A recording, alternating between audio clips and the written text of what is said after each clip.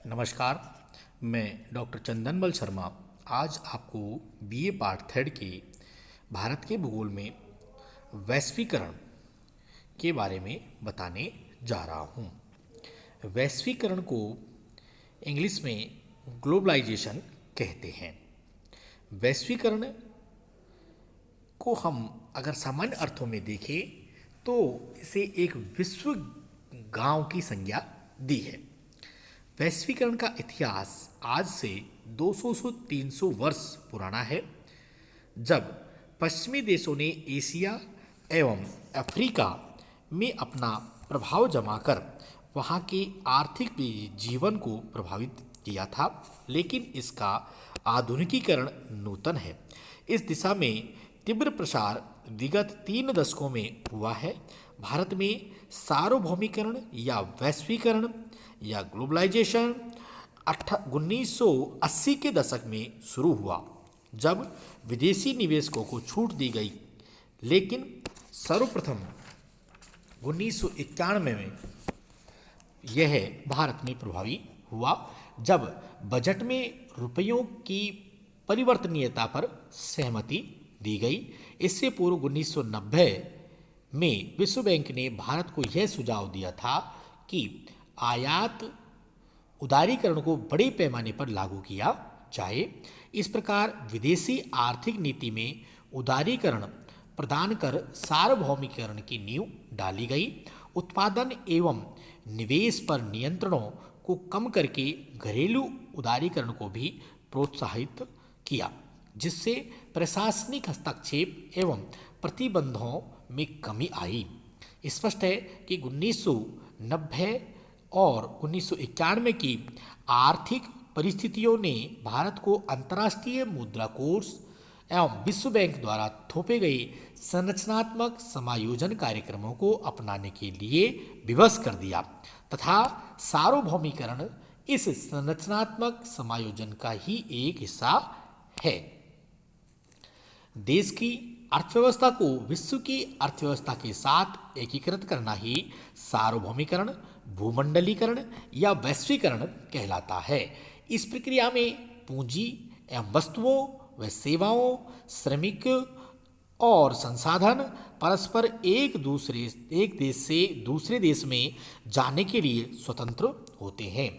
भारतीय परिप्रेक्ष्य में विदेशी कंपनियों को भारत की विभिन्न आर्थिक गतिविधियों में निवेश करने की अनुमति देकर अर्थव्यवस्था को विदेशी कंपनियों के साथ सहयोग की अनुमति देना, मात्रात्मक प्रतिबंधों को खत्म करके उनके स्थान पर प्रशुल्कों को प्रतिस्थापित करना तथा बाद में प्रशुल्क भी कम करके आयात उदारीकरण को लागू करना इसमें प्रमुख है।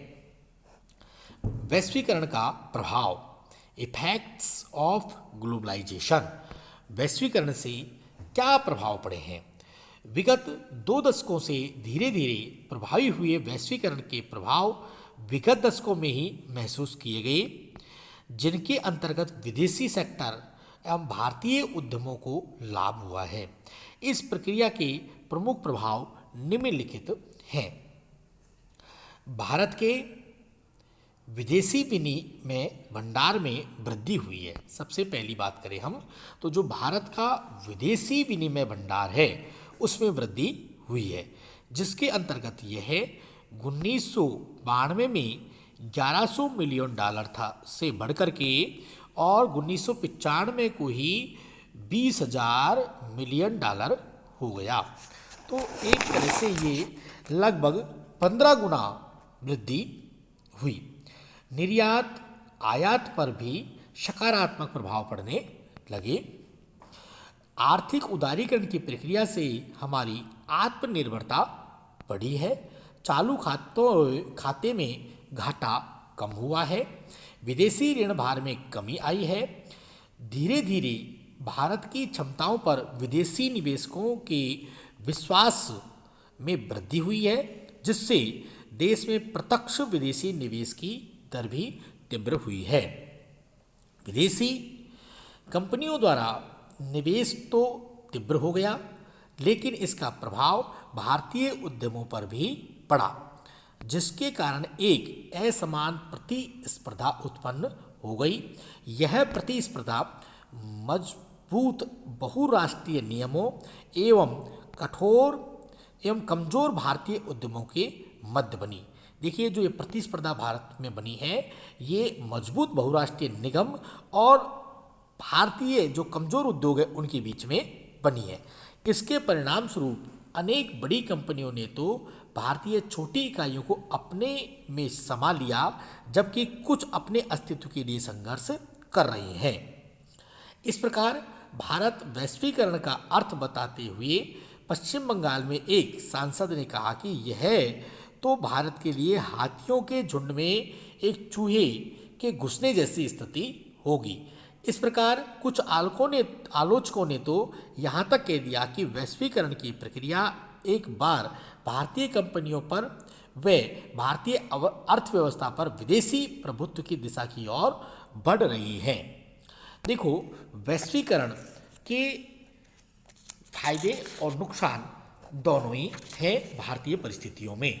भारत चूंकि एक कमजोर अर्थव्यवस्था वाला देश है, अभी ये विकासशील देशों की श्रेणी में आता है, विकास कर रहा है।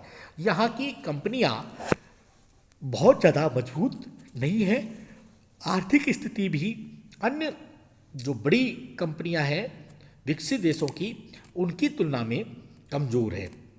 ऐसी स्थिति में हमें वैश्वीकरण की आड़ में हमारे यहाँ पर पुनः विदेशी कंपनियों का शासन हो जाए, ऐसी स्थिति को नहीं आने देना है और हमारी कंपनियों को भी मजबूत बनाना है।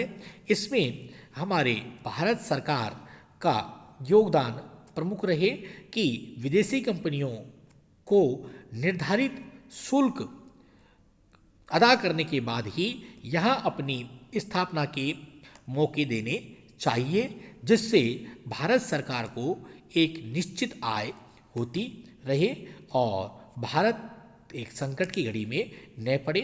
उनके साथ इस तरह के समझौते करने चाहिए जिसमें यहाँ के स्थानीय लोगों को रोजगार के अवसर प्राप्त हो सके, जिससे उनकी आमदनी बढ़े और जो आयात और निर्यात व्यवस्था है उसे भी साफ सुथरी और स्वच्छ बनाना चाहिए। Thank you.